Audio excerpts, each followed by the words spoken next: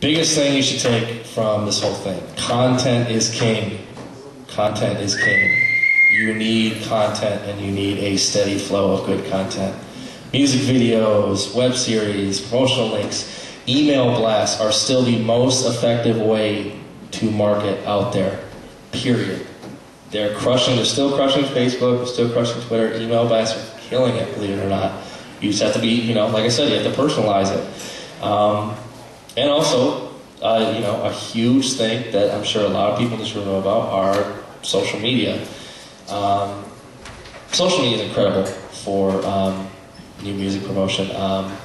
In particular, I can tell you that Stepdad and Valentine, who will be closing us out tonight, have done a great job of really engaging with their fans on social media. I particularly like going to Valentine's page because they seem incredibly personal with their fans, and they do like really funny posts, and they'll put up like new videos, and like everybody like just sort of is like a magnet to it, and it's really cool. Like it's such a great way to directly connect with your fans, and that it all goes back to having that good content, because anybody can have a Facebook page, anybody can create a Twitter or whatever, and what separates you from all those other people is giving people content outside of just a new song or whatever that people can really latch onto, because we live in an age where people are watching less TV,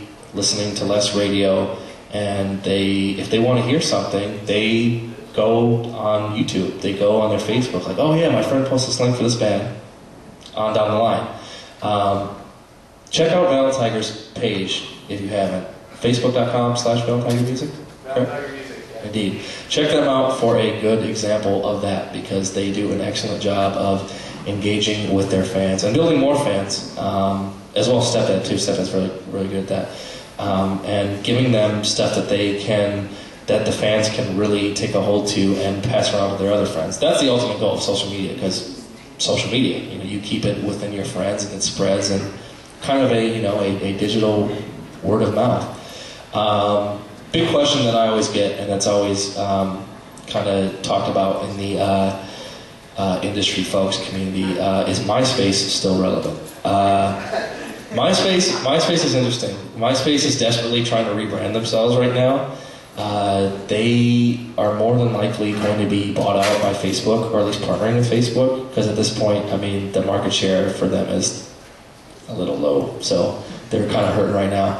But it's actually, MySpace is actually very important still, because a lot of people in the big industry folks who are going to be checking for your music when you get their attention or whatever, that's actually one of the first places they're still going to go, because a lot of old guard industry folks are they get into a rhythm of stuff that they like, and it used to be CDs, and now if they are going to check out a new artist, they're going to go to their MySpace, because that's what like the old suits and the music supervisors and stuff like that, they're still going to artist MySpace. So it's not only important to have a MySpace, but to update it, because I know a lot of artists have sort of moved on, but you still need to keep it fresh. You don't have to be all about it, like your new social media and ways of promoting, but yes, it is still relevant. So keep your MySpaces, believe it or not, keep it updated, keep new music, new videos, forget what everybody else told you. Yay. One thing that a thing that's very important that sort of encompasses all of that is something called SEO, which, if anybody knows what SEO is, that stands for Search Engine Optimization. That means if I type in your band name to Google, you must be the first thing that comes up. If you are not the first thing that comes up, you fail, essentially. That means anything you have, that needs to be linked 100 billion times over. If you have a video, it needs to be on your website, it needs to be on your Facebook, your Twitter, a Tumblr, your MySpace, on somebody's blog, and everywhere. Somebody else's Facebook, whatever. Because that is one thing that will easily connect you to other things, whether it's furthering your fan base through online promotion or getting the attention of a record label. You need to be visible on Google. That's just how it goes. So let's say you have done all this and you've done it well, and you really want to know how you're received. Well, there are actually a few different tools you can actually use to actually check how well you're actually being received. One big one is Google Analytics.